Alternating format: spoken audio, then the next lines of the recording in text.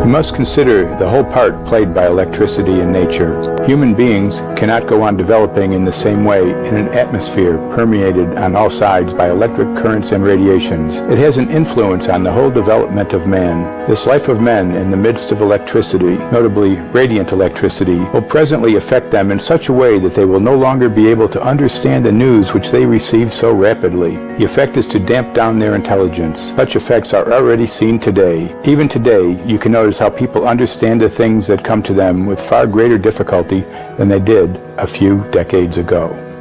Rudolf Steiner, 1924. Rudolf Steiner noted that in 1924, since then our atmosphere has become far more permeated with electric waves of widely diverse types. There's no doubt now that electric waves, electromagnetic forces, cause direct biological effects. There's thousands of peer-reviewed papers on this subject. There's no doubt about it. But what are these effects? How are they affecting us? What can we do about it? We're now at a stage where we're putting in what's called 5G, which is a special type of broadcast for high-density information transfers. And it turns out that this is the same frequency bands that are used in crowd dispersal weaponry.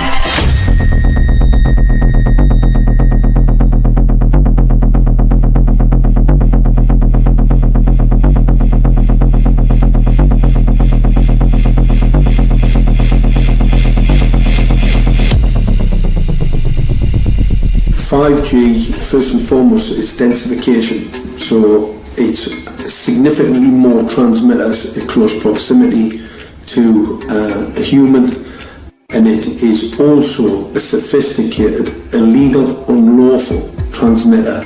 What I mean by that is it is a high-gain dielectric lens antenna, and what that allows 5G transmitters to do is to 3D map its environment in your home. The 868 megahertz frequency is specific for battlefield interrogation systems, so sub-gigahertz. It allows the signal to travel through concrete brickwork with ease, and it can actually data gather. It is a target acquiring system.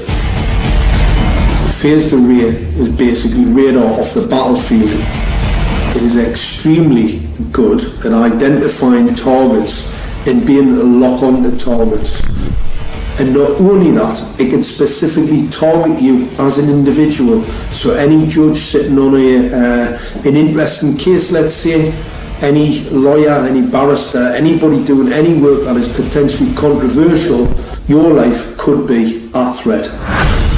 So the antenna design that you currently have on top of these LED streetlights, masquerading as a control management system, it basically battlefield interrogation equipment.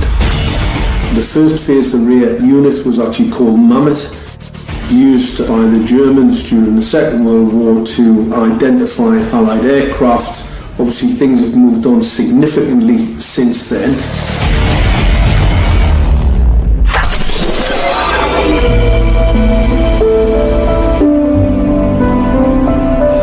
Well, I joined the Royal Navy in 1960, and I specialised in microwave warfare. Radar, obviously, which uses microwave, but they don't just teach you radar, they teach you all about microwaves and other uses. So I understood about microwave warfare and how it can damage people, how it can harm people. Microwaves then were used as weapons, as they are today.